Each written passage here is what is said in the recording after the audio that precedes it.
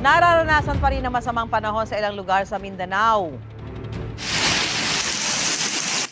Binaha ang ilang lugar sa Davao City, bunsod ng malakas na pag-uulan, pahirapan ng pagbiyahe ng mga motorista. Ilang pasahero ang na-stranded sa baha. Abot tuhod na baha naman ang namerwisyo sa ilang bahay. Kaya ang ilang residente hirap sa paglilinis. Malawak ang pagbaha naman na ang naranasan sa Pagalungan, Maguindanao del Sur dahil sa ilang araw ng pag-ulan. Sa Dato Matawal naman, humupa na ang tubig pero nag-iwan ito ng makapal na putik. Hindi pa tuloy mabalikan ng ilang residente ang kanilang mga bahay. Ilang paralan naman ang nalubog sa baha sa Dato Piam.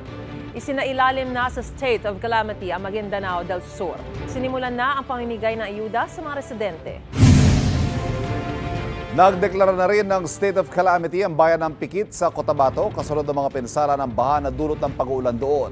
Batay sa datos ng LGU, 18 barangay apektado ng pagbaha. Apektado rin ng baha ang ilang palayan. Namigay rin ng tulong ang DSWD sa mga residente.